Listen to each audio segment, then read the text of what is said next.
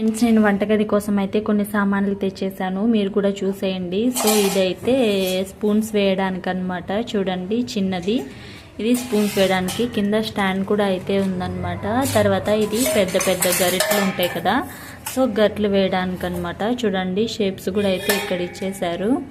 So ఇది వచ్చేసి filter అనమాట. అదే మనం టీ వడగొట్టుకుంటాం కదా, అది ఫిల్టరు.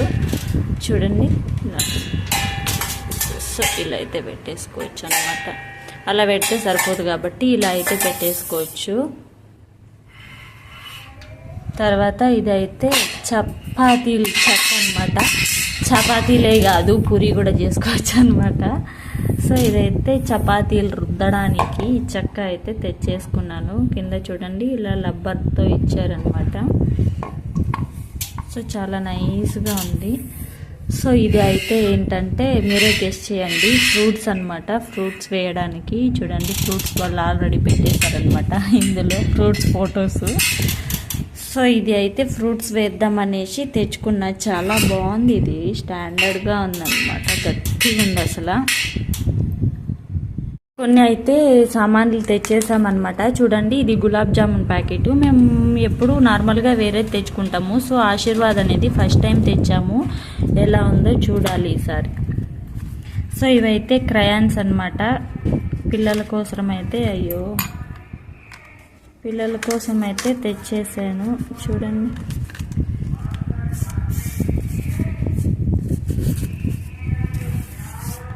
All 10 colours ఉంటాయను. ఇదిగోండి, ఇవి వచ్చేసి క్రయాన్స్ తెచ్చేసాను.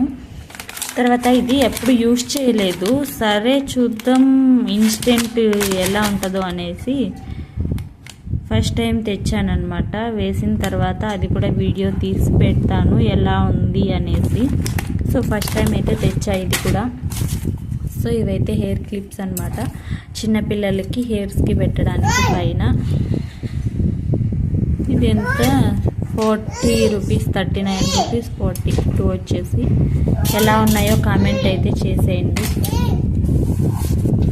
తర్వాత ఇవి వచ్చేసి బాదం పాలు. ఈ జ్యూసెస్ కన్నా పిల్లలకి బాదం పాలు ఇవ్వడం చాలా బెటరు. జ్యూసెస్ అయితే తాపించకూడదు అనమాట. తర్వాత ఇది వచ్చేసి ఫైలు, మన పిల్లలు ఉంటాయి కదా ఏమన్నా ఫైల్స్లో పెట్టడానికి అనమాట. సో ఇలా తీసి ఓపెన్ చేస్తా.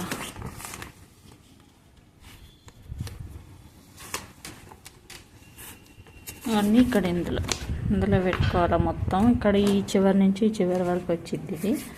సో ఇట్లా మన పిల్లలకి స్టడీకి సంబంధించినవి ఏవైనా సరే ఇందులో అయితే పెట్టేసుకోవచ్చు అనమాట. తర్వాత ఇది వచ్చేసి బ్రష్ అంటున్నా, పీస్ అంట, పాత్రలు కడిగేది. నేనైతే ఇది ఫస్ట్ టైం చూశాను, ఇంతవరకు చూడలేదన్నమాట.